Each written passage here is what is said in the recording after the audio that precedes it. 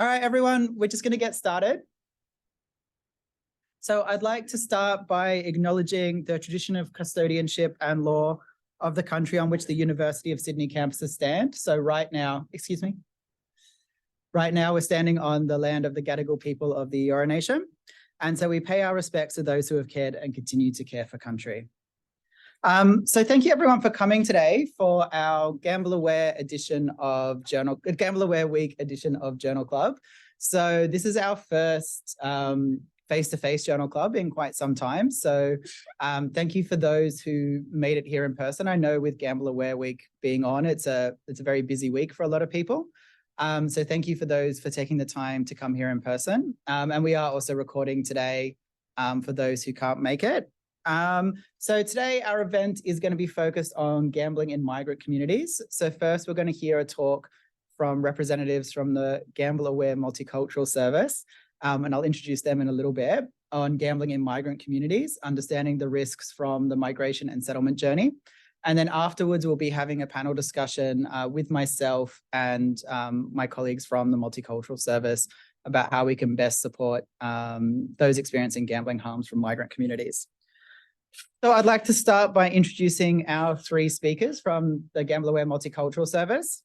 So apologies for the construction noise. We weren't anticipating that would be going on this morning. We had a different event here on Tuesday and that wasn't happening then. So maybe something's just happened overnight that they're having to fix in a bit of a hurry. So apologies for the noise.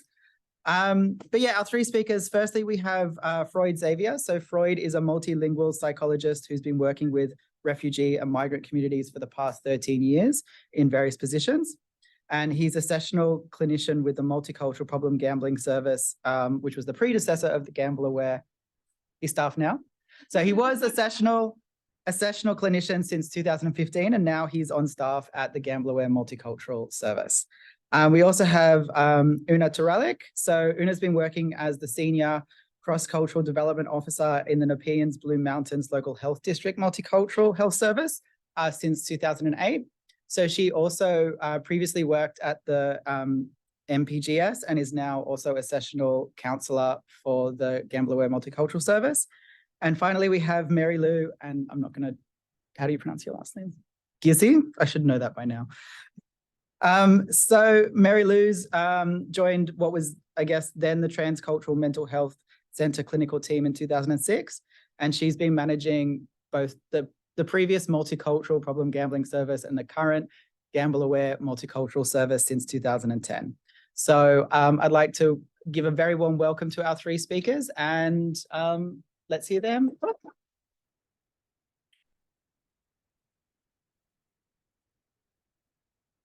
Thank you very much, Chris. Good morning, everybody. Thank you for making time. I think it's a funny thing because during COVID, I had difficulty making my brain accept all the online online presentations and do online presentations. Now back in face-to-face, and I'm a little bit like, and I've been in this space for many years. Really shouldn't feel like this, but there you go. Here we are. So thank you for being here today and being a little bit tolerant with my anxiety, hopefully. I also like to acknowledge the traditional owners of the land that we're meeting on today, their elders past, present and emerging, and anyone who's from Aboriginal background sitting here with us today. So here we go. Just a bit of background. I'll be giving you a little bit of background and then we'll move on from there. I don't know, mostly at these presentations, I first say, hands up for those who have been born overseas, and both who had at least one parent born overseas as well. So, you know, this is pretty normal in New South Wales today, right? For quite a long time, but it's going to be more so as time goes on, I think. 29.3% of residents were born overseas. 26.6% speak a language other than English at home. And this is the average in New South Wales. Some of our LGAs, we've got 50, 60%.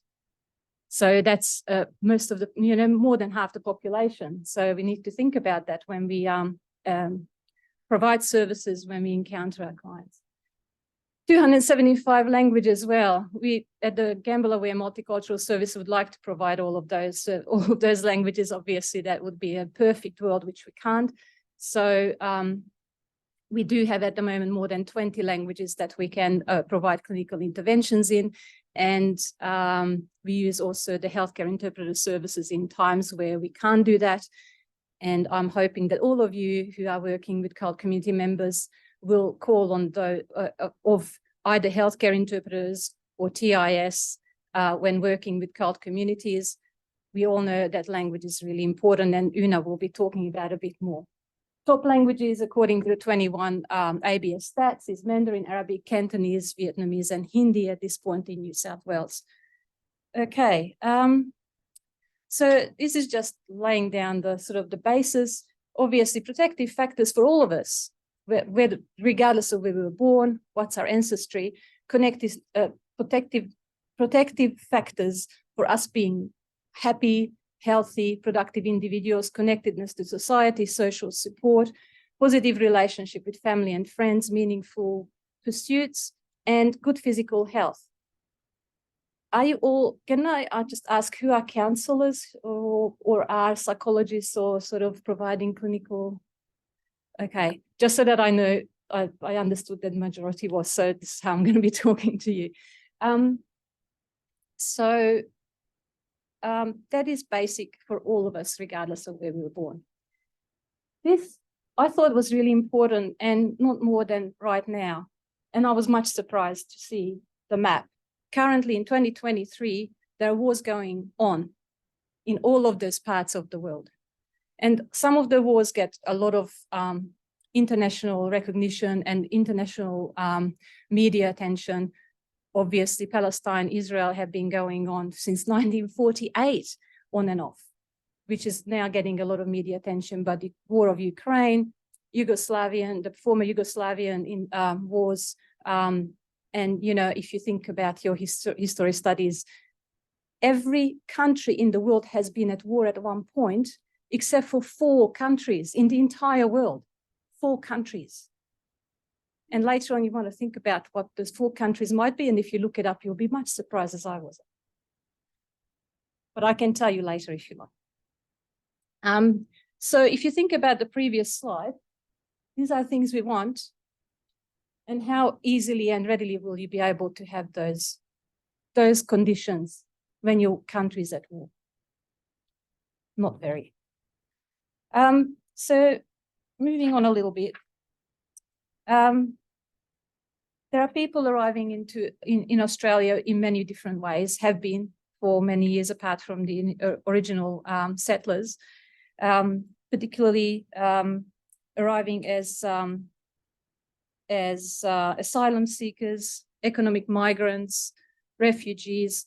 Asylum seekers might become refugees over time. That's a time factor there. Humanitarian entrants have arrived from many countries over a long period of time. And there are thankfully a number of services that provide support to them at this point in time.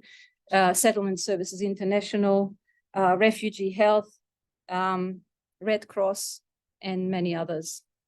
So the migration experience will influence how your clients will ultimately be presenting in front of you. And that's something, when I talk about an experience, we can't say that everybody's going to have the same experience regardless of having the same conditions that they come from. But there is a basic knowledge that we need to understand. The pre-migration, for example, reasons for leaving. I came to Australia because I'm married. That was my choice. Ultimately, it was, you know, it was a happy, good occasion, but it wasn't easy. I had to establish a new life here. And that's one of the best reasons anybody could move. It's by choice. But most of the clients that we work, who become ultimately our clients, are leaving as refugees, potentially living as economic migrants because their country, they cannot make a living in their country of home, because they are persecuted in their country of origin. And the question is also, Did you have a choice in leaving? Did you come as part of a family where your parents decided to come? You might be a young adult and the whole family went together. So there are a lot of things even before the family left the country that will experience, that would impact on the outcome for you. The migration journey. Who happened to come? We do know that in many instances, when a family is persecuted, they make sure that the young ones, the mother, is taken care of. In other situations, the young men come because they seem to be more resilient and they will make the way for the family. But there is separation of families. So think about the connectedness. Think about the fact that a lot of our clients that arrive have seen their family members killed in front of them. They've been stripped of all of their worldly goods, down to the last bit of the clothes that they are wearing on their body. They start with nothing. I came here with big suitcases and happy. I can't even imagine how that would be.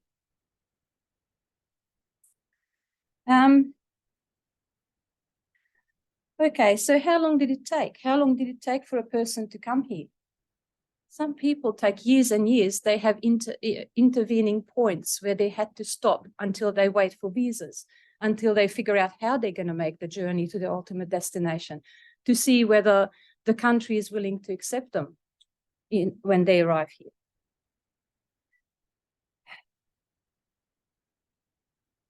And then, of course, there's post-migration and settlement. So when I did a little bit of reading, it was around, they say it's about 5 years after arrival is supposed to be the settlement period. And that's supposed to, according to the books, it says, when you're oriented to your new place of living, when you feel settled, established, integrated, independent in the community. I think 5 years is a very, very short time to expect all that to happen. Yes, you might have accommodation. Yes, you might have a place to live, and maybe some income as well, depending on what you brought with you. Do you speak the language well enough to make a living?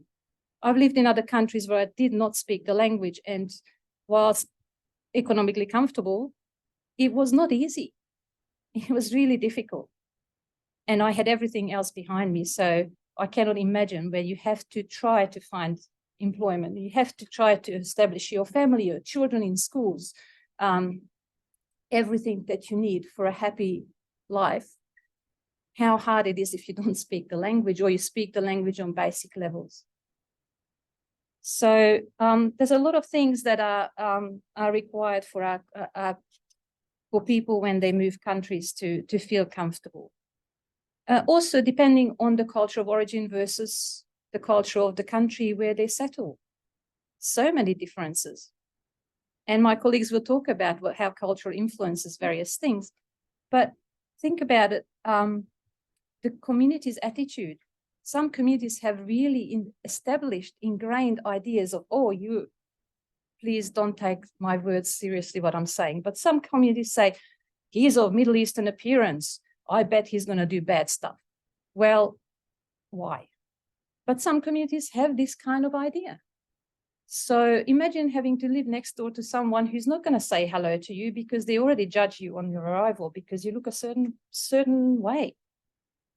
It's not enough that your journey was difficult, not enough you might have lost some of your family, you have nothing to your name. People will not embrace you. They're not going to welcome you. So these are, again, the people when they come from migrant journeys, these are the possible scenarios that they bring with them and that you will have the person in front of you having experienced. Again, the other thing is around trust in authority. So you say that we are a government service, right? Government's funding us. The government killed my family. The government made me have to leave the country. The government kicked me out of my office. The government beat up my father. Please be aware that people might have had a really bad experience with their local government. They're not going to necessarily intrinsically think it's Australia, it's safe, the government's not going to do to me. So it is important to understand these things and keep in mind. Again, not everybody's going to have these issues, but these are things you have to have in the back of your mind when you see people from migrant and refugee communities. What else do I have to say to you before I hand over? Look, the cultural values are largely unconscious. And the expectation of other people's behavior is also often unconscious. So as counselors, we need to know this, and we need to keep that in our mind when we work with our clients. I would be very happy to, moving on to, so it's the culture, set of attitudes. There's so many definitions of this, but the reason why I like, and it's 97, and I looked at 97, I thought, oh my God, people will think that, you know, it's very, very old, but it did not wear thin, because it's beliefs, behaviors, and shared by a group, but also communicated from one generation to another. So that is why I'm asking, were your parents born in another country? Because whether you like it or not, with the mother's milk, you got it into your system, how your parents interacted, how your parents' expectations are of you as a firstborn, secondborn, whatever, of the parents' country of origin. Most of us are not aware of this. So please be aware that that goes with you and you can't just shake it off. And sometimes, as you've probably seen, clients with intergenerational conflict in the family as a background to their gambling addiction, sometimes that is why. So at this point, I'll be asking my colleague to talk further about cultures. Here's me, Froid.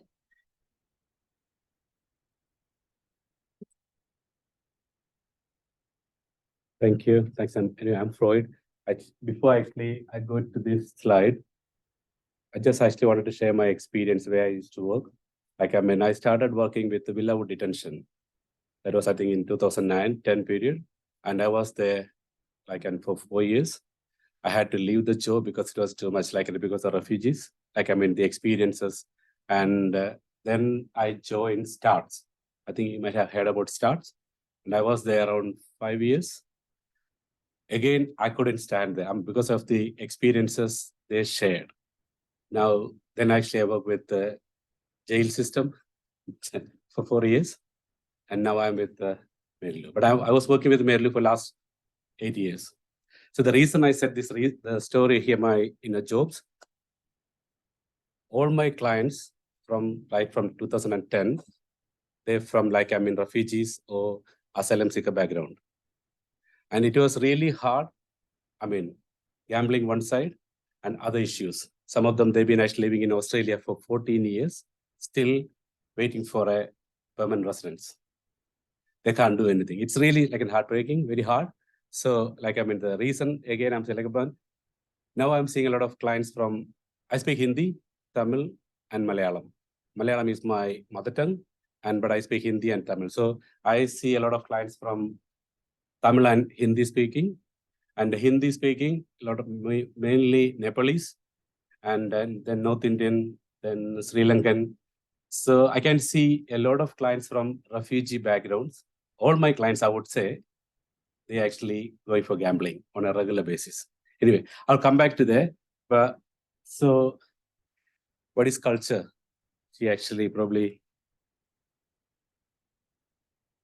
So what do you mean by culture? What is the definition? Look, we know what is culture, but what is culture for you? I'm from Indian background. When I say culture is something do you want to give anyone? What is culture? Anything, that's fine, anything.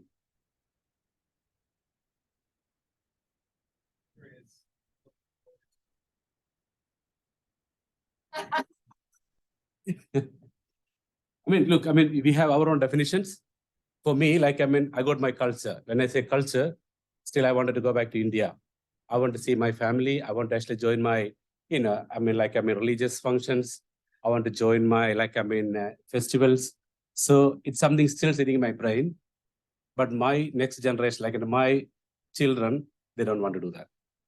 Australia is their culture. What they do here, that is their culture. So people from refugee background, when they come from other backgrounds, they need to like still the culture is there.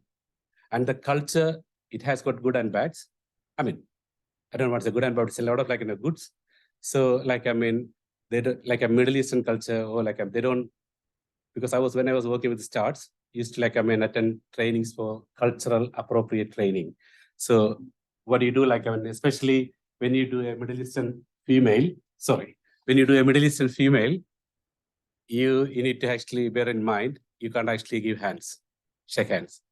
You say good morning or something. So, but other cultures, if you actually give a shake hand and if you don't receive, that's not fair. So you need to learn what is culture. So the reason I'm saying, when you see a client from different culturally, different background, community, you need to understand exactly what they mean by, like what they expect from you. It's good to know. Otherwise, it's hard. So sometimes cultural training is very good. Anyway, so culture, it could be anything, like, I mean, attitudes, beliefs, values, and you passed on to your next generation. So that is what actually culture, that's what my belief. Then, so how do culture, how it actually different from one to other? Like, I mean, sometimes it could be a collective one. Sometimes it could be an independent one, like, and because for me, it is like, I mean, I have my own community. My own culture is like, I mean, I had to do this. I've been actually taught by my parents, my, like, I mean, ancestors or whoever it is, this is something what I'm supposed to do. But when I go to my community, that's a different one because I'm actually interacting with all my community and there's an expectation. So I think all of us, like, we have our own culture and we want to do something, like, I mean, according to or appropriate with our ancestors or like, I mean, the tradition or like, I mean, family, isn't it? So a lot of these clients, they still wanted to keep their, like, I mean, their culture. But unfortunately, sometimes it's hard because some of them, for example, one of my clients, actually, they come to see me and he was very, like, I mean, hesitant to see because I speak Hindi. Then I said, like, I can speak Hindi. I'm happy to see you. Like, no, because they don't trust you. Because they need to actually understand, yeah, this person, I can talk. I can actually get some, like, something from him. And look, I mean, sometimes it's not necessarily like you're going to give something when a client comes to you. It takes time. And like it takes a lot of time. So culture, like, and for each person, it's different. Could be like an independent one, could be a collective one. Like, I mean, for like a community, that's a different one. Now, I think meaning of gambling, it's a good question because actually when I started working with, working under Marylou, like I had some, like, I mean, what do you call, like a training, some other courses I did, but I was actually not sure about, like, I mean, because in India, we have gambling, but I didn't know actually, like, I mean, of course we take lottery, but not necessarily like in a poker machine or anything. So I was actually not familiar, but through the training, I realized like, this is something gambling is very important. And a lot of people, a lot of our clients, I mean, they're struggling in the sense like losing a lot of money. So they have different meaning, especially different part of the world. They have different meaning for culture. Sorry, gambling. So,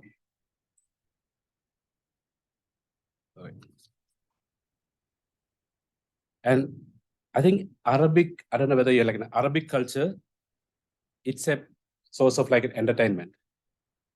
They do gambling because a lot of my clients from Arabic background, they go to like a clubs or like a tab or somewhere. They do like they like to do that. That's something like that they wanted to do. But some other culture, it is not acceptable.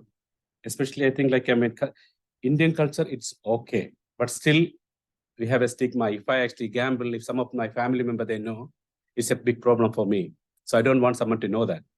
Some other culture, like in a Vietnamese, anyone from Vietnam background? No. So it's a part of like their life and enjoyment. They do that as they go, they gamble. I mean, then other cultures, like in the Chinese culture, it's very positive. It brings luck. If you actually win more, it's something like that. So it is acceptable in Chinese culture. So it's good to know about the cultures. I mean, if you can, which culture accepts what. So different cultures has got different meaning for gambling. Some of them they accept, some of them very hard. So then the problem, like when a client comes from a different background, we need to know, we need to understand their culture and how it affects them as well as a family. And most of my clients, when they come and talk about their gambling, I think they talk about like in my family, they've been affected. Not only that particular person we know, because we're seeing the clients, we know not only the clients, someone related to the client, the family members, friends, or could be anyone, and losing relationships, breaking down a lot of issues. So it's important to understand the culture and help them according to the cultural needs. I mean, if you can, if you can learn something. Next one. So yeah, you can see like an Asian culture, it's like, past time. So you go there, but not in India. I'm from India, I had to say specifically, it's not, because it's not acceptable. But other cultures, Chinese culture, definitely, they actually do this one. Like as a pastime, it's like, see, North America and South America, it's an enjoyable social activity. So you can see the differences when you actually move around the other sides of the world. That's from Africa and Europe. Australia, established gambling culture. There we are. So when we talk about the new people, like people come from called community backgrounds, they come to Australia, they have a lot of issues. So initially I was under the impression, of course, I actually spoke about trauma, culture, everything. But initially when I started working with Marylou, I was under the impression of why people actually gamble. It's a good way of getting money. But once I actually started working full time, then I realized that's something different, because people, they go for gambling, not only to get money, but actually a lot of other things behind, like trauma. They run away from their, problems. That's the best place they can sit down. And I heard about some clubs actually, you don't need to worry. If you sit down there, they bring the drinks for you, soft drinks. Then you can order the food. Food is being delivered, and everything is there. Nice music. So it's a way of losing all other thoughts, changing your mind, diverting your mind, sitting comfortably, enjoying. But they don't realize they're losing the money. They're losing their life. They're actually getting into big trouble. So for a new person, as Marylou actually mentioned, language. Because if you go to a gambling club, a club, you don't need necessarily to have a language. You only need some money, and you only have a membership. You can go there and you can play easy. So it's a way of escaping to somewhere where they can sit comfortably. But the problem, once they start, as we know, they're chasing their losses and ends up nowhere. It's hard. So you can see all the things over there, why, what the reason actually. So as I said, money, definitely initially thinking maybe, but mostly more actually with the other things mental health issues, trauma. They are the reasons actually they actually attend the clubs.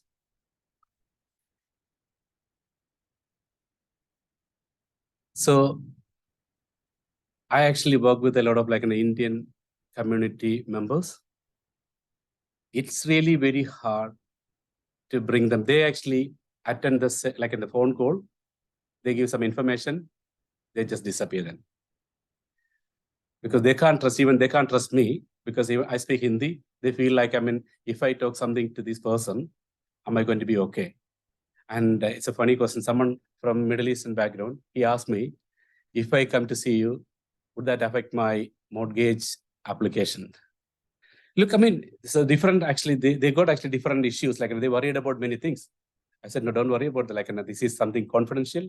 So it's very important when you start seeing a client to build up the relationship, to understand their culture and their, their expectation and the way you're going to work.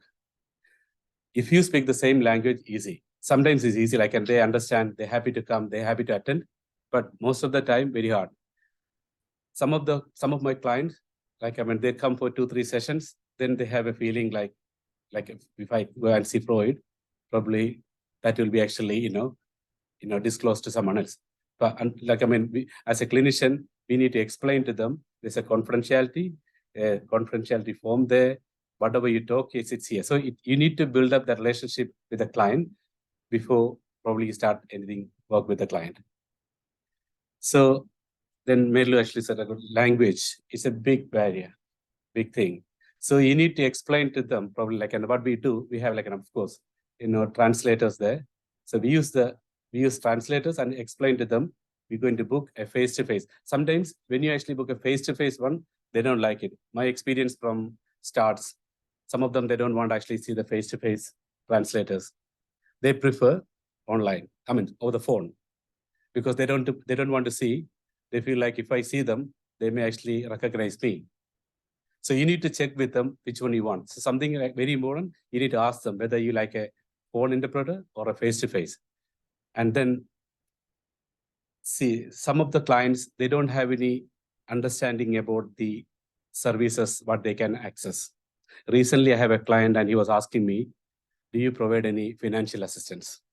Look, I mean, the normal question, because they lost a lot of money and they need something like, they have to actually, support the family. So they ask like, can you provide some financial assistance? No. So you need to be upfront. What are you going to do? In the sense, like, you need to make sure they understand what you're going to provide. So it is very important actually make sure, to explain them what we're going to do. And the first thing, shame and stigma. Even I wouldn't actually prefer, if I'm a gambler, even I don't want actually my wife to know like I'm gambling. It's a big thing, like, and it's a shame for me in front of my wife. So then what about the community members? Then losing a lot of money. So definitely it's these 4 areas we need to cover to help the clients to accept and understand what we're going to do.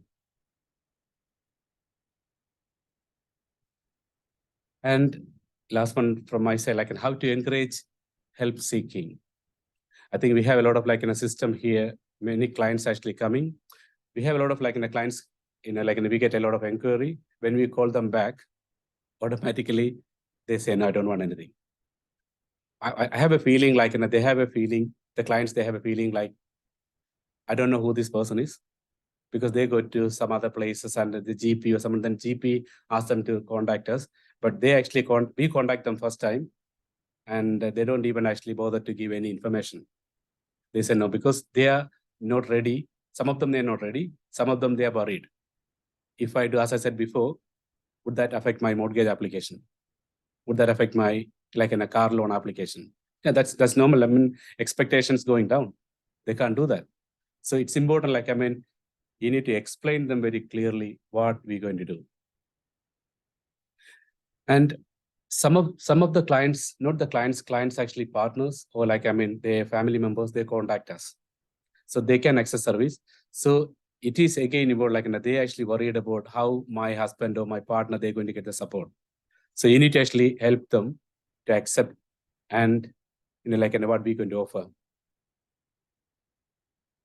I spoke about confidentiality. That's something very important. You need to talk that upfront. What we're going to do, what would be actually included, what wouldn't be, what we can't actually, what we need to disclose.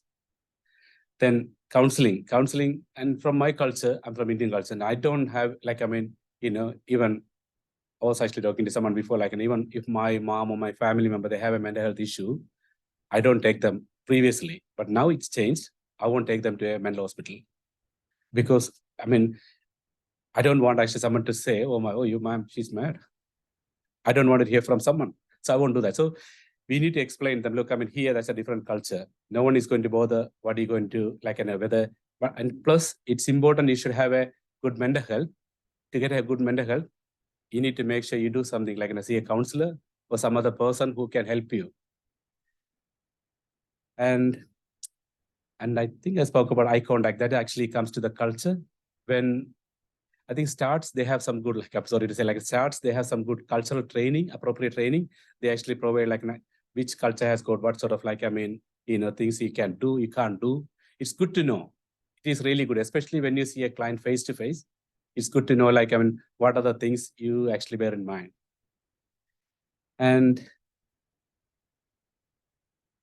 then talk about the positive side of health and family. Yeah, of course, if a client actually going for gambling and they don't accept any services, they need to understand, not only them, someone actually connected with them, they're going to actually affect.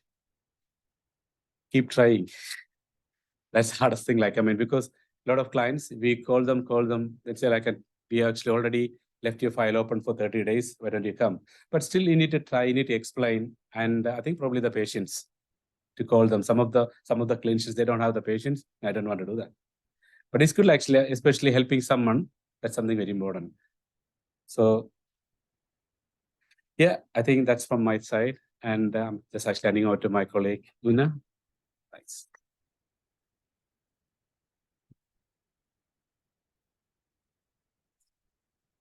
Good morning, everyone. Sorry, I am a bit tall, so hopefully this works. A little bit of discrimination with the height here. So I'm Ienna. I'm not a migrant. I came here as a refugee in 1994. I have to say, the older that I get, the more I sort of connect to that side and to the refugee population, hence why I do see quite a lot of refugees. I forgot to mention, I did come in 1994 as a refugee from Sarajevo, Republic of Bosnia and Herzegovina. So, and I've been provided with a beautiful slide on language. So language is quite important in counseling. If we don't use it, we can't do anything.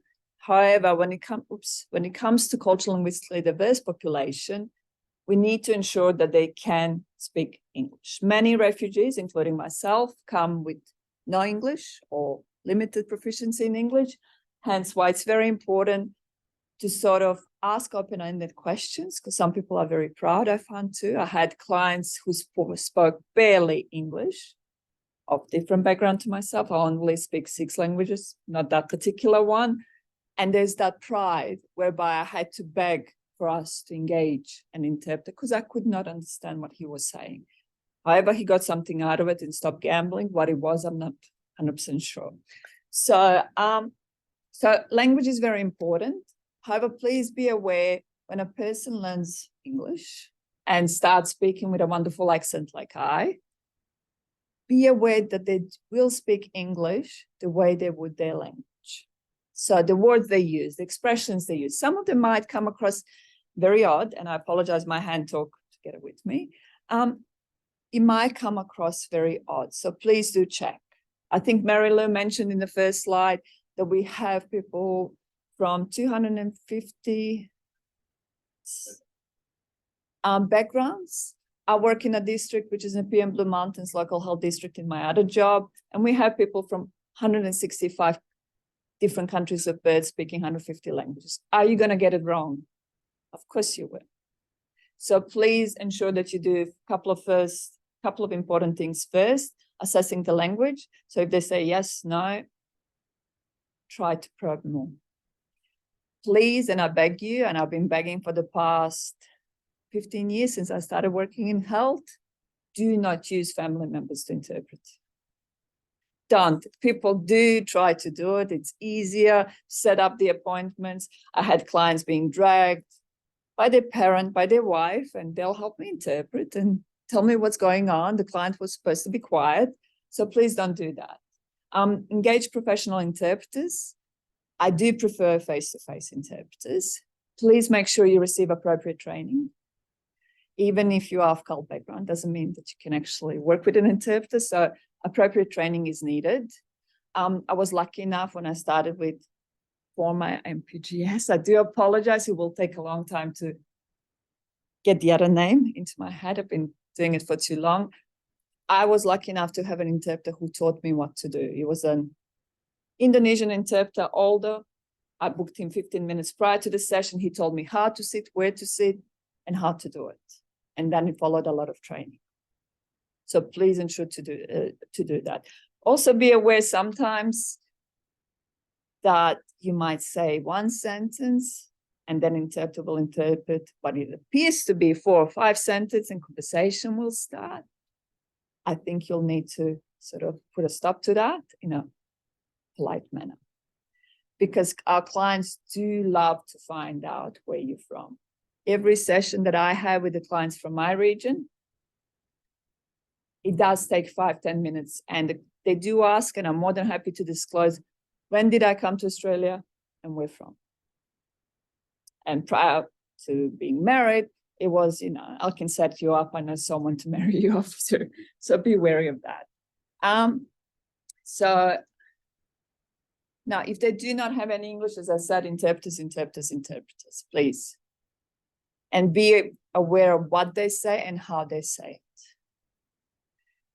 Now, how do cultures differ from one another? I mean, Froid, Marylou have provided you with a lot of examples, but when it comes to language, it becomes, the differences can become even more stronger. So for example, as I said, I've been in health for a very long time. I do share an office with a wonderful, and he knows that I bring him up, Anglo-Celtic colleague. So for example, if a manager is to tell us or director, you know, we need to finish a report, he will ask me, Ienna, you know, we might have to do this, let's discuss. And basically all I'm hearing is nothing. Well, if I'm provided with the same message, it will be, look, we need to do this right away. It must be finished by 5. So it might come across, as Australians would say, and I won't say it, Chris, a little bit of B. But so please be aware, some of us do speak English directly because of the other languages we speak, with the polite end of it. So, any questions? Please, we're all a little bit nervous being face to face and seeing real people, even though we see clients face to face. Are there any questions about the language?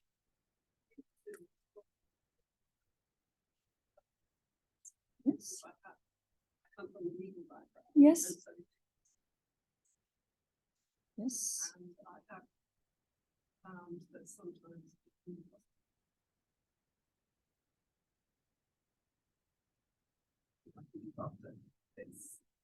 Yes, please, because I know Chris said that I couldn't move from this spot. Yeah. I would have sort of shown you and set it up for you. Like we have a panel Mhm. Mhm. staff. Yeah. Yeah. And with the language, also be aware that if a person says they understood you, I forgot to mention that if they say yes to everything or not, either they want you to go away and to be done, or they didn't understand. So please be aware of that. And I'm not sure if you have heard of a very old technique, started with the health communities and multicultural health communications, now very sort of popular amongst everyone due to to improve the health literacy. Teach back technique is very important. So checking in that they've understood what you said. Please don't use the words such as "did you understand?" But sort of feeding back what you've said and asking them to check in. It's quite important. 2 seconds. I think we've covered most of this. Now, dealing with triggers. Have you ever had a client? Okay, sorry, I'll talk fast. I get the 10 minutes. All right. Dealing with triggers. The 5 guiding principle of trauma-informed care. This is, again, became popular a couple of years ago due to the new national standards that we all have to adhere with when it comes to health, safety, choice, collaboration, trustworthiness, and empowerment.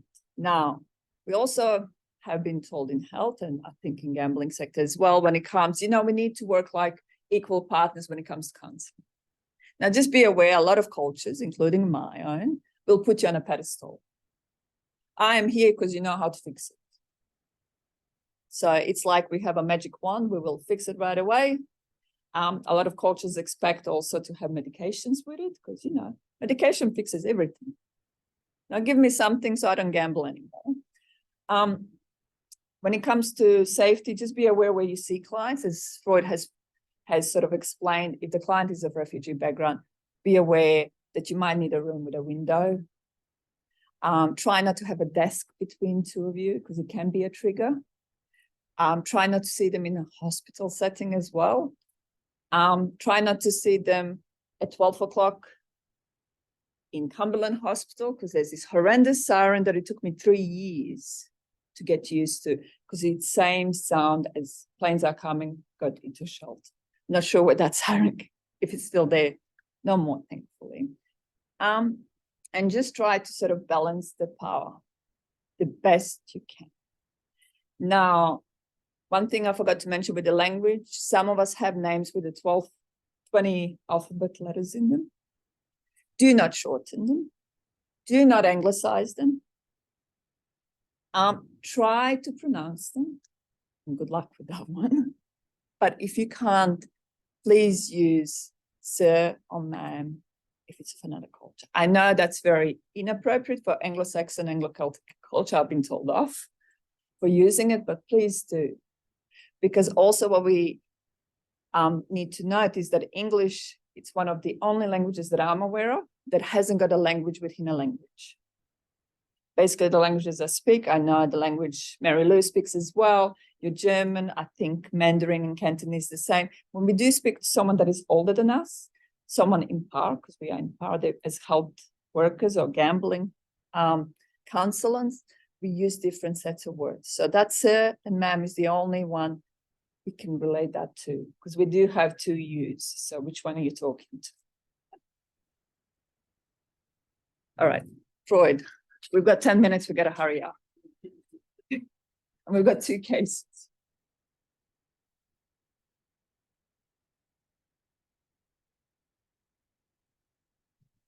So just actually, yeah, thanks for that. Like, I mean, I'm mindful about the time. So this is actually one of my current client. He actually got like recently discharged. So he's a 48-year-old Nepal background client. Well, yeah, he speaks English as well as main language. His mother tongue is Nepalese, married. And he came to Australia, like, I mean, 2008 and as a refugee. And currently he's on a permanent, I mean, citizen, he's a citizen now. He got and the funny thing, like, I mean, when he's a chef and he met his partner wife, the same place where he was working at that time. It's a Korean girl, I mean, lady, and they got married and he's a social drinker. And when he came 2008, as we said before, like, I mean, language was a barrier. So he started going to the club just for social purpose, like, I mean, social enjoyments. But from there, it ended up like, I mean, going for gambling every day. Every day after finishing work, straight away there. And after he got married, bit funny, like, he's a chef for a RSL club. And he found a second job, which he hid from his wife. And he started using that money hopefully for gambling. It's around like, I mean, he was saying around $3,000 per month. And a lot of issues, family issues, like, I mean, nearly the verge of like a separation, fights. And like, I mean, unfortunate, then he started attending gambling counseling. So it took he started attending the counseling sessions actually since Feb this year. And I think it took around 4 months to actually get a good rapport. I mean, because he was not actually trusting me, but now he's fine. Actually, he realized like in a good communication with his wife. And then now he is going for gambling with the permission of his wife. His wife said, you can go, only $100. Previously, everything was hiding. So he learned a lot through the gambling counseling. He realized what he's losing, what is actually happening, better. So he got a good finance control. Everything is actually under control now. So that's one of my clients. Thanks.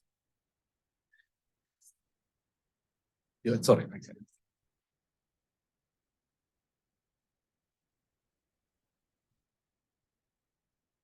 All right. Now my client. So I wanted to share this client with you because it's one of my long-standing clients. I think I've seen him since 2009. So country of birth, Republic of Bosnia and Herzegovina. At the moment, he's 43, so I've seen him as a young man. Ethnic identity, Bosnian, but Australian citizen. Came here as a refugee in 1993. Language spoken at home, Bosnian. Marital status, separated, has 3 kids. Employment, self-employed. Physical health issues, back injury in 2011, and possible PTSD symptoms. And I'll tell you why. So drug and alcohol, socially consumes alcohol, 1 to 3 drinks a week. History of gambling, 23 years. Gaming activity, poker machines and sports betting. Sports betting on football, or as you call it, soccer, that's football. Current pattern of gambling, 3 to 4 times per week, spending $200 to $1,000. Effects of gambling on relationship. He divorced 13 years ago. So he came to see me, had a fiance, they got married, then they divorced because he had a back injury and went through a really, really complex compensation process and what have you. They booked in a holiday, I think 2 years prior to separating, and decided to go together, hence married in Bosnia. And so they've been married for 10 years, currently living separately due to excessive gambling. His financial issue, 23,500 gambling debt. As I mentioned, first referral was in 2009. Now, this particular client has been re-referred to me in July for the past, I would say 9 or 10 times every year, beginning of July, due to the trigger date. He is from Srebrenica. I'm not 100% sure if you know what happened in Srebrenica in Bosnia. He has survived the genocide, only because they counted him as a third child when he was lined up. So every year since 2003, he and his family, at least 3 or 4 of them, go to bury a relative or family member because they're still recovering the remains of those that had been killed. So to him, it's just a trigger date. He did marry a fellow Bosnian woman, however, who came from another part of the country and had PTSD and was referred to STARS by me when they were sort of dating, but she didn't want to hear anything about it. He's also a carer of his parents and help his brothers, but as a family, they keep on struggling. They've been with the STARS service for the past 20 years on and off as well. So that's his trigger for gambling. He's aware of it and tends to call myself or Marylou to be re-referred if he has to go back and sort of bury someone. But he knows that's the only thing he tells me that sort of calms him down and gives him a bit of a relief, because he doesn't want to talk about these things to anyone, in his family or his friends. So it's that soothing feeling that he gets from poker machines. When it comes to sports betting, it's become a national sport in my community, especially during the World Cup or European leagues and all of those leagues that are playing.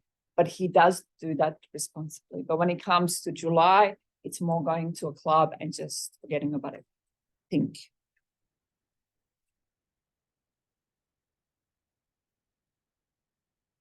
you. Okay, just to finish it off. Just to literally one very quickly. So why we need cross-cultural competence as counsellors? Simply because, and it goes on a continuum from destructiveness, when people say, you live in Australia, just bloody well behave like an Australian and, fall in place already. Destructive, not helping anybody. To total competence, where we do know what we don't know. And we are preparing ourselves every time we see a client from another culture.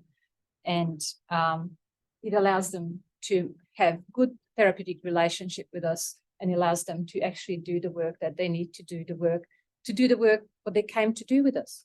So I looked at these slides and I thought almost every 2 slides would actually need another hour's presentation. So you might have felt that we were really rushing through a whole lot of content. There's so much to it. So, maybe in the future, we could revisit parts of it or some of it.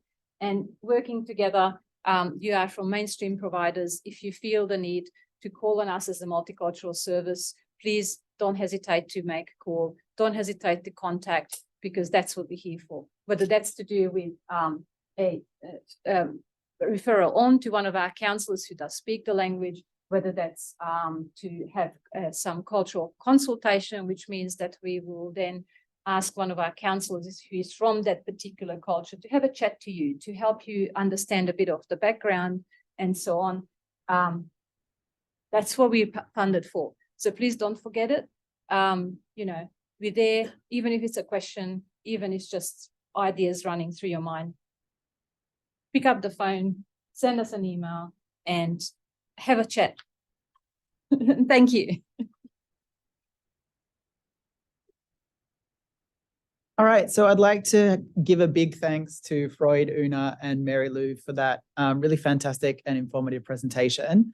So what we're going to do now is, I know a lot of you might have questions, which is fantastic because we're going to have a little bit of a break now. So it's, so if we come back at 10:40, and then we're going to have a bit of a panel where Ienna, Froid and Marylou and myself will be taking questions from the audience about this topic. So I'm sure lots of you have burning questions, and I know you had your question on translation. So we're going to have plenty of time to go through that. Apologies if it was a little bit rushed, but we've got lots of time now to have a bit of a chat after we have a little bit of a break. So, before I was just sitting on the side, hoping to just get across the whole presentation without being noticed, but Chris has pointed me out. So for those who don't know, my name's Adrian. I'm one of the gambling clinicians with GambleAware. Until recently, Central Sydney, but I've now transitioned out west. Yes, that's right, James, out west with Blue Mountains in Western Sydney. So I'll be helping chair the panel today. And obviously I want to thank you all for your presentation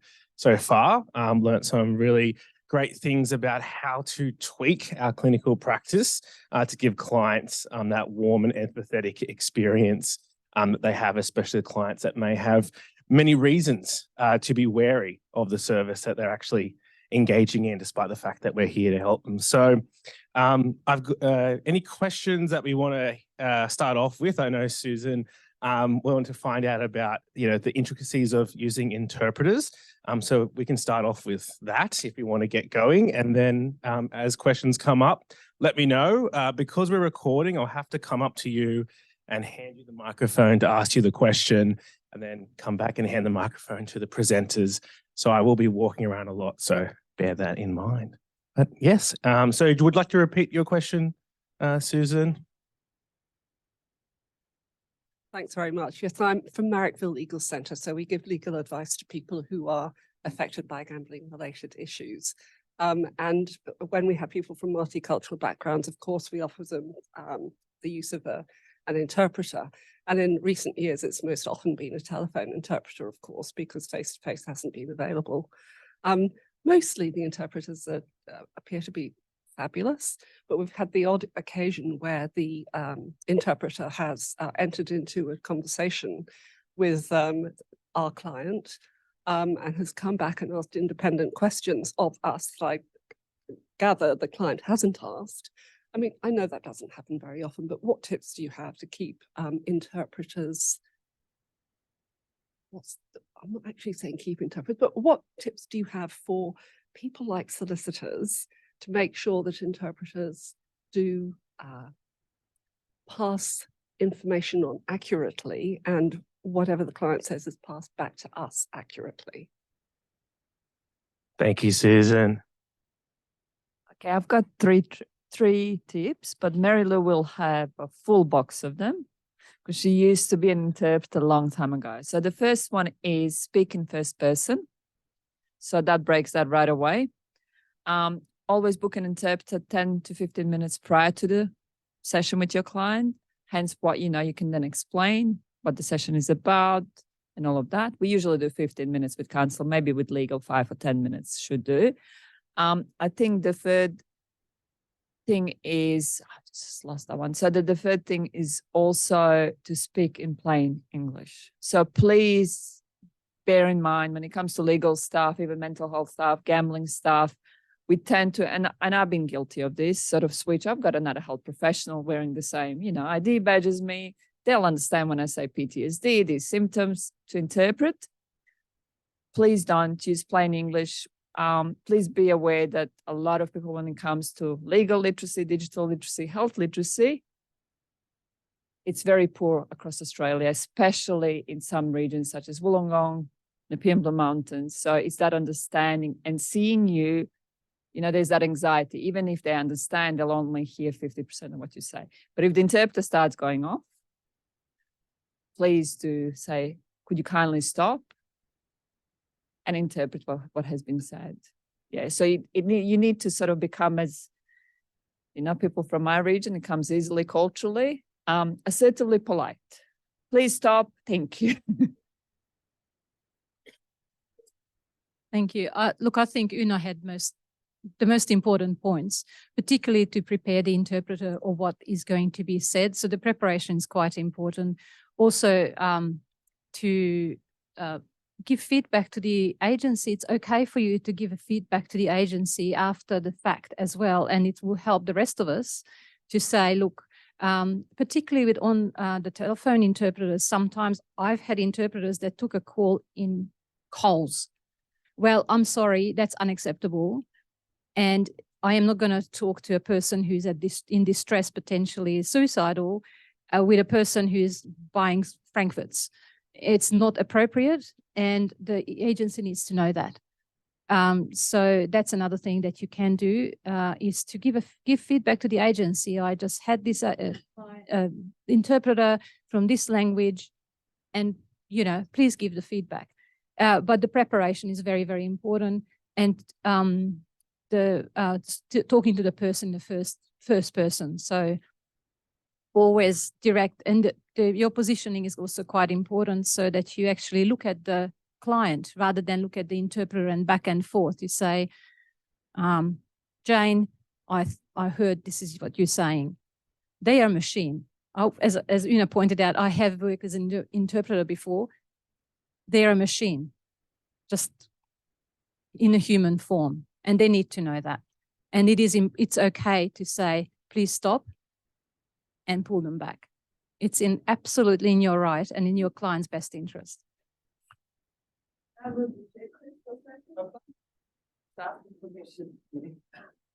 So if Marylou is your client, this is what sort of interpreter.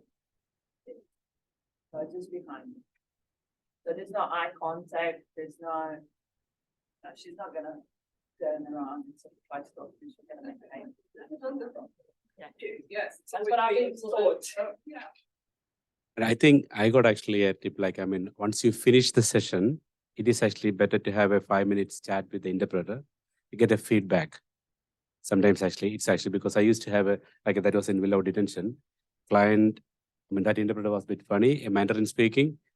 He won't look at anyone. He will actually just turn around, and then you actually communicate with the client. And plus, sometimes the interpreters actually, they take the lead. And they because we don't know the language, and they speak, we don't know what they're talking about. So you need to try to stop him, because sometimes actually they try to explore. So because you are asking only one question, one sentence, but they go through many things.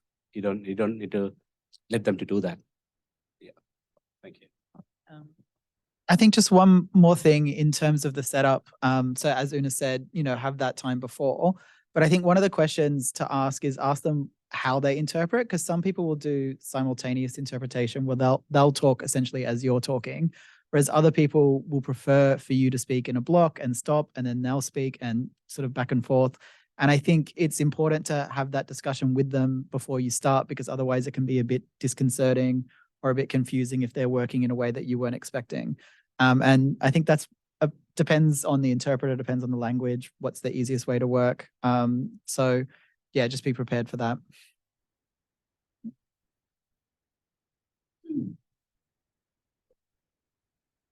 Also, since I presume there's in the legal jargon, there are a lot of things that your everyday human doesn't necessarily readily understand in both languages. So it is important when you book the interpreter to point out that I need someone that is comfortable with legal terminology. Multicultural. Thank you for that question, Susan. And yeah, some really great points on the intricacies to making sure that the client feels heard and that you're there for them and not actually directing your attention towards the interpreters, that they're more just a facilitator of the therapeutic process. Yes, got a question over here.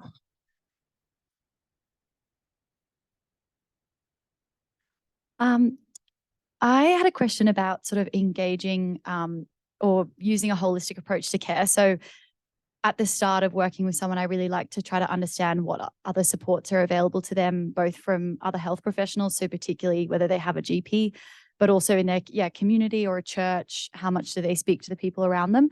And often because of the stigma that you've talked about, it's a big deal that they're sharing with a counsellor for the first time, let alone with other health professionals. I'm curious about whether you'd recommend continuing to try to encourage engaging with other people and sharing, because normally that's what I would do. But I also want to be, one of the concerns that sometimes comes up is, for example, a GP might be in their community and they fear that the GP might share something. I would hope that GPs are adhering to confidentiality, but I don't know if that is a risk. I'm just curious whether we should continue to encourage them to be sharing with others and seeking support, or whether to sort of just respectfully, obviously I understand where they're at that point and don't want to push anything beyond, what's inappropriate too. So curious what your thoughts are. Thanks, Kirsten. Yes, Well, I forget I'm getting old. So I would say the clients that I've seen, and from what I know working in multicultural health sector, we do encourage clients to see a GP of their own cultural background. Again, not to do with the language, but the culture as well. And as Freud can tell you, a lot of the symptoms that we see for other mental health issues are psychosomatic. So a good GP is always great to have. I am referred to as a gambling lady in Bosnian, Croatian, and Serbian community for the past decades. So they'll all say, I gamble. They would love you to help them, refer them to other services. If it's, from my experience, if it's Department of Immigration, for example, or Services Australia, but not financial counselor. So, I'm yet to find a client that is willing, because it does take quite a lot for that referral to happen. Sometimes it works, but that's the only, I think, talking about money and sort of showing someone your bills and your statements, that's culturally very tricky. But otherwise, please do refer them. They won't be talking in the community. They'll say, I go and gamble just to check my luck, or, I play a lotto ticket, but not when it comes to severe problems. Look, I think about the GPs, in a perfect world, we know that as health professionals, we're bound by laws of confidentiality, and there's going to be a whole lot of repercussions if we disclose information that we should not be. Having said that, as we also know, that makes the news from time to time, people disclosing things despite their best efforts of making sure that we're sending them to a person who is practicing within those parameters that they should be. So I still think that GPs should be safe. And I agree with Ienna that someone from the same background, not necessarily just for the language, the culture, and who else needs to be involved and so on. And particularly when we're talking about the mental health aspects of the presentation, not to have that misdiagnosis between mental health situations can be culturally very specific and can be misdiagnosed really, really easily if you don't know the culture very well, under or overdiagnosed, either way. And people can end up in hospital and all kinds of situations. So if at all possible, it would be great. And how long to encourage people to go for? Well, sometimes you just need to leave it with the person and they'll make their decision with time. That's another thing. Yeah, I definitely would recommend, because I was thinking something like, and for example, a client, because of the gambling, losing a lot of money, and they may have thoughts of self-harm. In that, because you are not there 24/7, you may be seeing the client once every fortnight. So the client probably better to have a backup, they can contact someone. So that's what we always do. When we discharge a client, we always say these are the contact details, your GP or someone. And we even actually contact them. I used to actually contact the GPs to check. So I would definitely say, and plus, she said, they always keep in within the boundaries, another code of ethics. GP, like any psychologist or counselor, they maintain that, the confidentiality. So plus ask the client whether he's comfortable and explain the reasons why they need a second backup. Thank you. Yeah, and I think I would sort of add something to that as well, is that don't necessarily make assumptions based on our experience of who the most appropriate backup people might be. Because I think sometimes in our culture, we have this model of working that the GP is the primary caregiver and then they refer them to specialist service like ours. But in some cultures, the GP might not be their primary person. It might be like a religious leader in some cultures, which, you know, as a psychologist that's been trained in Australia, sounds a bit weird to think of that, but in some cultures that is the most appropriate person. So just keep an open mind as to, you know, what a community looks like and who might be the appropriate people to provide support. Thanks for all those insights. Oh yes, question. Okay. Yes, of course you may. Start with your name. Yeah, sure.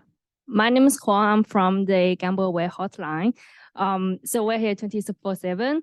I always encourage our callers, like if you are waiting to see your psychologist, counselor, whatever, give us a call anytime. Someone will be answering your call, and it's completely confidential.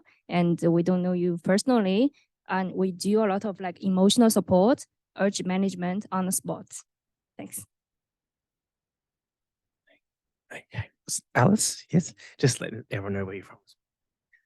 Hi, I'm Alice. I'm a financial counsellor from Wesley, and I was pretty upset by the previous answer because I just want to understand what we can do to encourage people to come to financial counsellors. I have dealt with a number of people from different migrant backgrounds, and my feeling is that a financial counsellor can be valuable to reduce the financial stress the client's under, whether it's stopping payments for a period of time.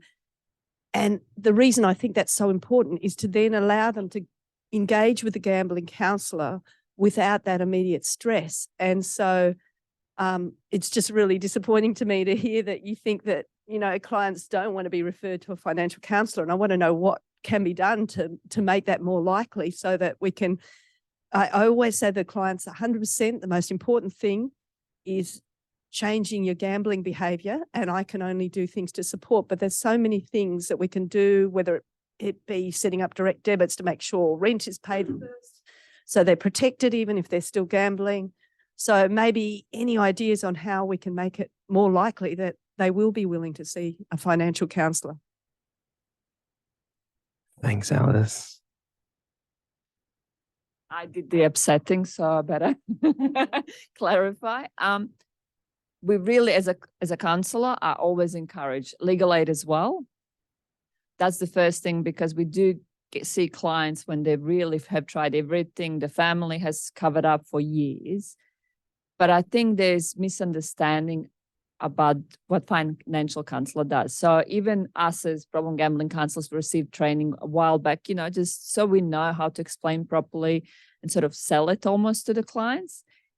I think it has to do with the cultures that I've see anyway. There's that taboo with sharing your finances and your money.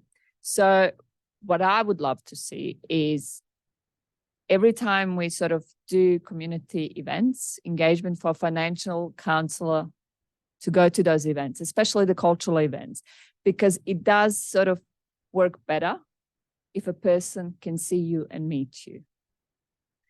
It's for my communities and a lot of other cult communities, we actually know things that are ungoogleable, as I say. So they tend to want to establish the trust to a person, then the service. It's always that person, then the service. So that's what I would recommend. And I'm sorry if I upset you, but we do try. We do want them, because I don't know anything about finances. It's gibberish to me. Hence, while sometimes I have to work with a financial counsellor on behalf of the client, because the client won't go, if that makes sense, because then I seek advice from you guys. On the other hand, there are some communities that will go to the financial counsel before they go to gambling counseling. We have had a number of people who called and said, look, I've got a problem, and are reluctant to see a counselor because, you know, sharing that kind of information about their addiction. And in many cultures, it is regarded as a serious shortcoming that you have no money to pay for your family's accommodation or whatever else that you're failing at. And they see that that's the panacea. So that's where you're going. You get your finances sorted as counselors. You know, we know in humanities, you learn about Maslow's hierarchy. You've got your accommodation, your safety. Those are the things that you first want to address. So then we go, we've got a financial counselor who can help you through this time. And then as counselors, we do rely on our financial counseling friends who are going to say, well, I can help you through this real period of time. However, for you to then make long-term positive outcome out of all of this, please go see my friend who is a gambling counselor who can help you. And you can educate them about what counseling means, which in many communities is not a known term and unacceptable to be talking to someone who's outside of your community, not a religious leader, not a family member, but a stranger about something that potentially is highly stigmatized in your community. So it's working together, and we absolutely always promote financial counselors. And as I said, we do know that some community members will go to you, and because we don't give them a pill to fix them, we don't have the magic wand, but we do have financial counselors. So at least to get the ball rolling, that's where we help to make the contact.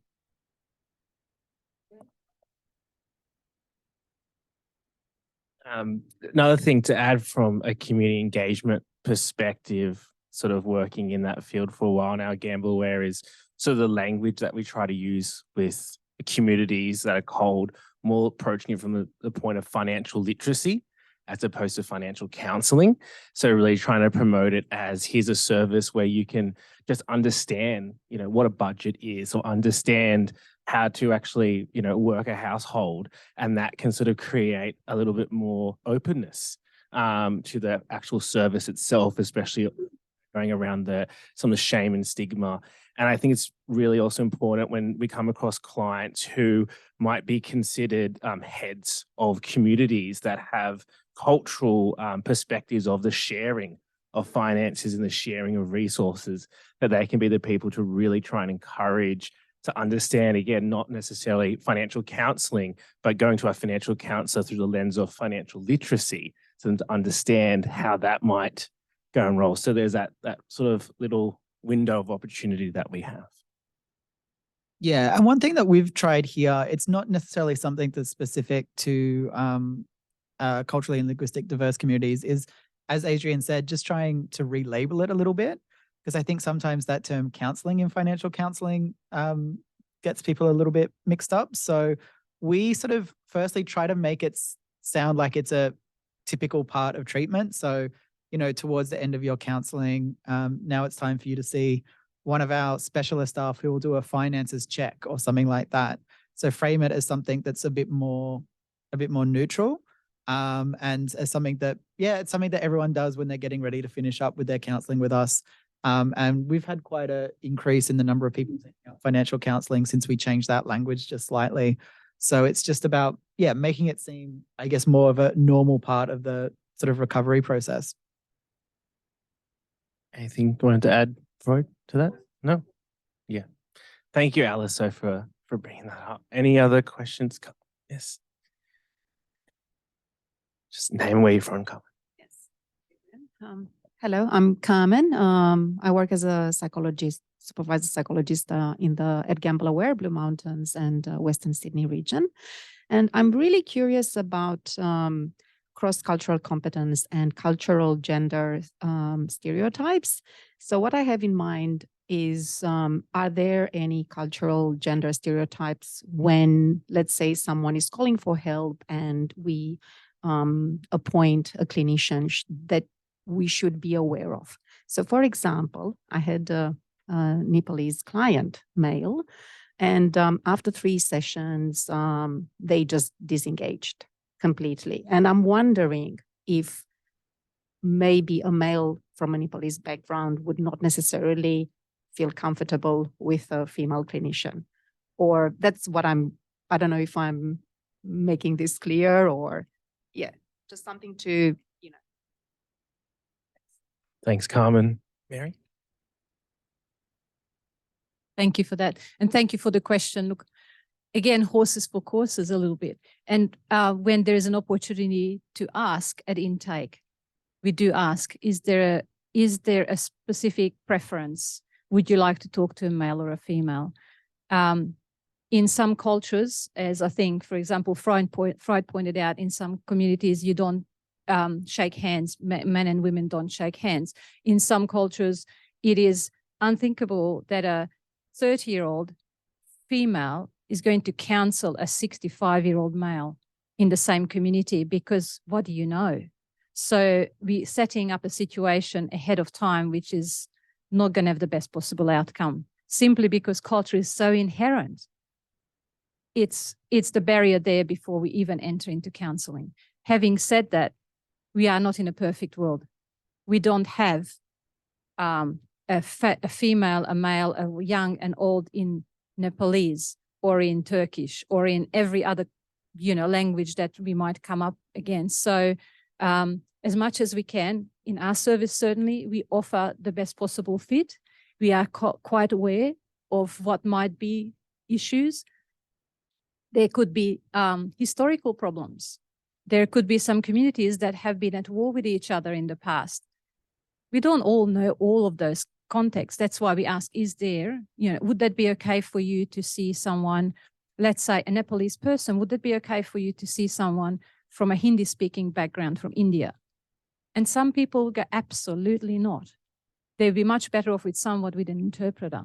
So whilst we try to offer the best possible fit, it's not always possible, but we will have to ask the question, if at all possible, what would be your preference? Would that be okay for you?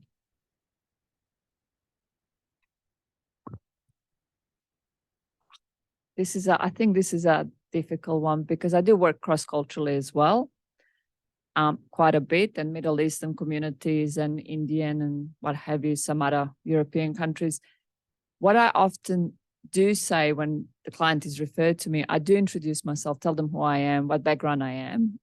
It does help if I say that I'm of refugee background, if it is another refugee, but give them an option. And I do tell them, if it might not work because we're different cultures, but then what I have found that works for me anyway, being very curious and asking and letting them know that I don't understand some of the things, because you do get prepared, you can read about Nepal, this is what the rituals are, but it might not be true for that person. So I think just the curiosity, and you mentioned that you saw the gentleman 3 times. Maybe that's all he needed. I mean, as I said, I did have a Chinese client, I wouldn't have a clue what I've done. And he refused interpreters. So you might have actually done more than you think you have. It might be that time that he actually managed everything. So I'm not sure. I think it's a good question. Like, it's very complicated one. Like you said, like probably a 30-year-old man seeing a 65-year-old, I have a client from a Turkish background. He was around 68 years old. And he attended actually 3 sessions. Then he finished. He said, no, that's enough. Maybe, as she said, probably they receive something what they expected to receive. Or we can probably explain to them before we start. And they can see, we have limitations. We can't actually provide what they are asking or after. So sometimes it's hard, but I think the best way, probably before start the sessions, explain this, not the person. And end of the day, that's what you can do. It's not always possible. Thanks.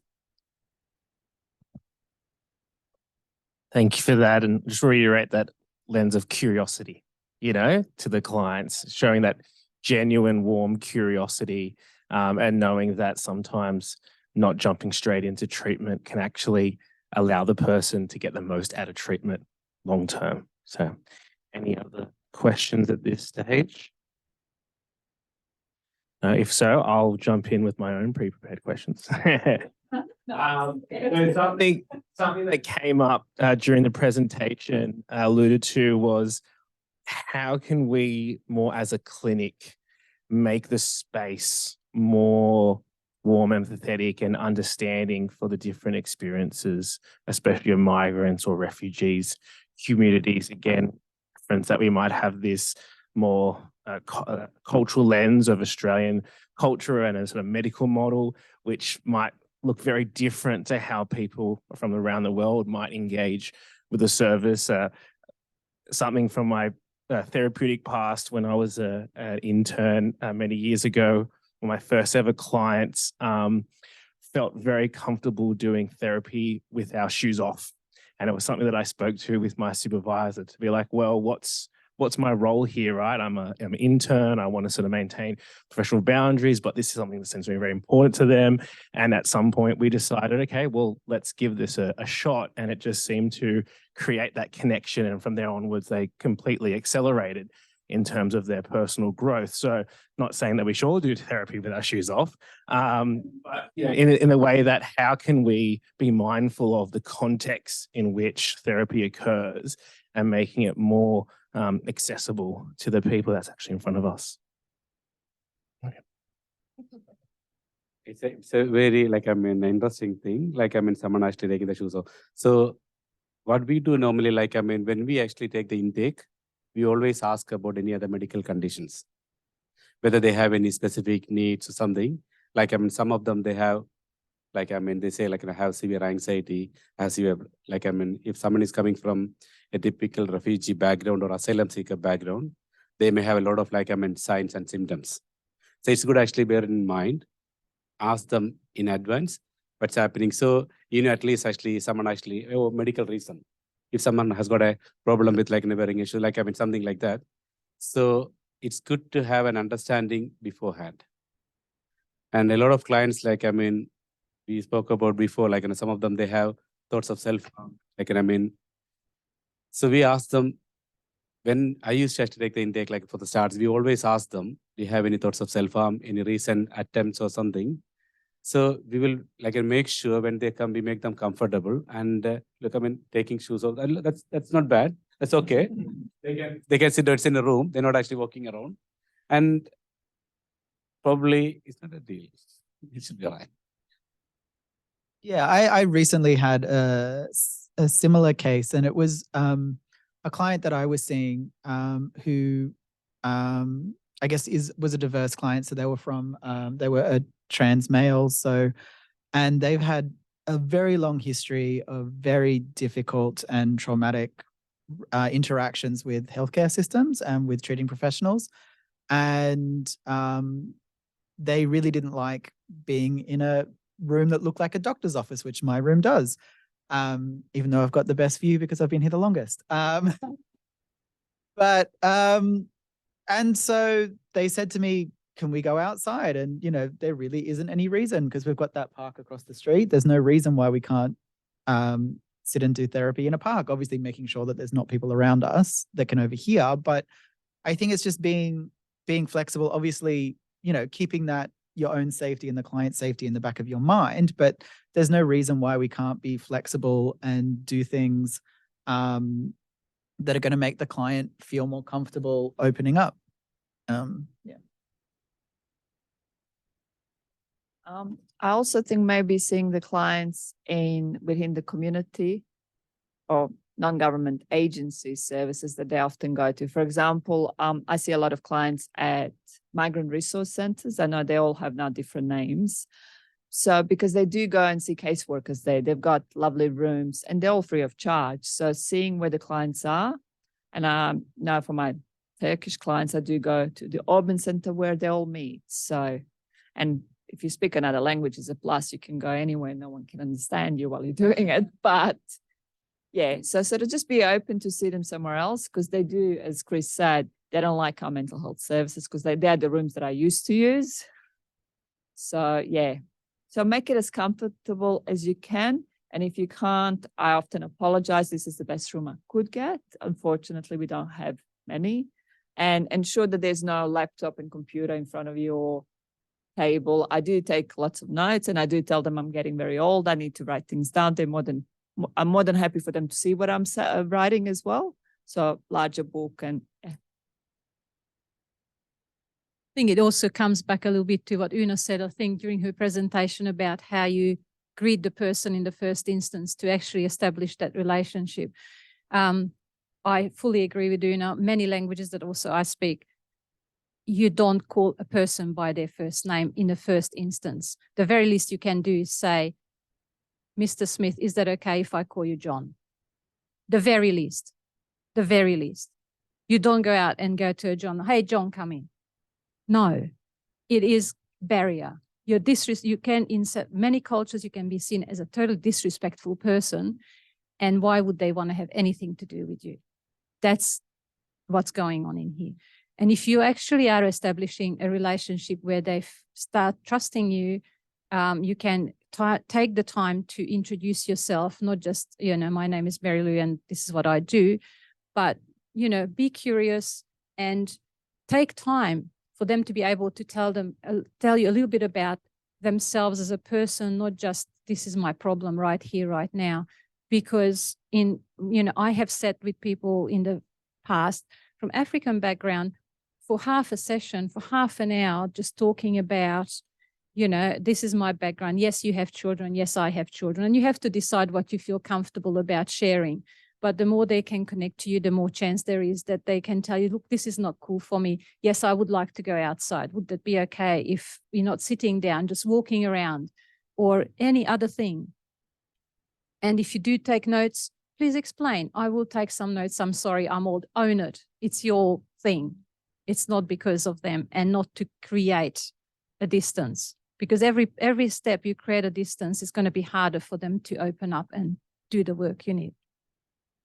Can I just give you an example? I just thought of something. The shoes business, that's very South European as well as because you take your shoes when you go into someone's house as well. So, and in Asia as well. So that's great for the balance. I'll remember that. But I think sometimes I've just thought of an example. I think it was one of the most recent referrals I had, whereby I was a young Arabic speaking man was referred to me just for the phone counseling. And we've spent 4 or 5 sessions having over the phone interpreters. But early on, I caught on that he actually didn't need an interpreter. Every time I asked the question, interpreter wouldn't even finish. He would answer it, right? And I think for him to build that trust, to trust me, he needed to have a buffer in between.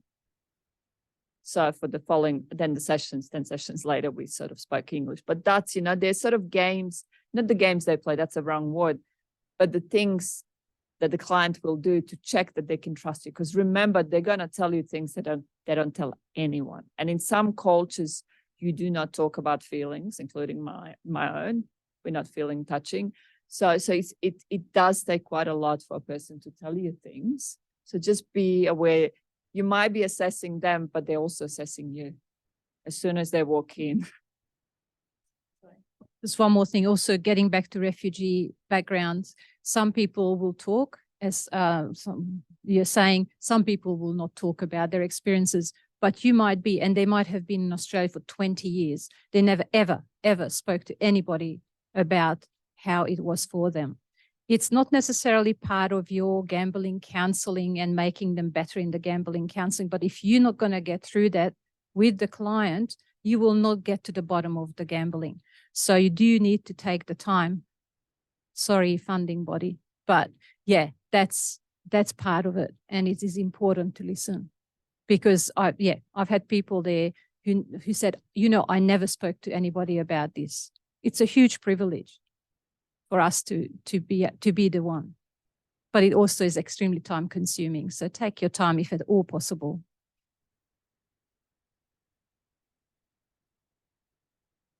Thanks for that feedback.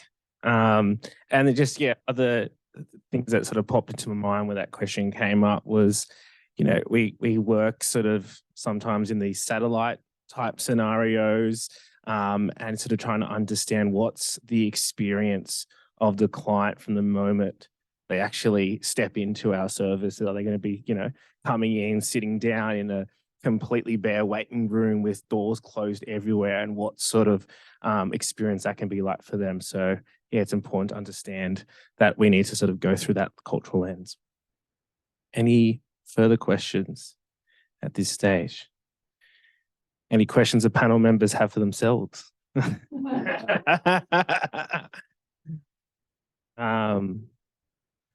Well, should we wrap it up 10 minutes early then?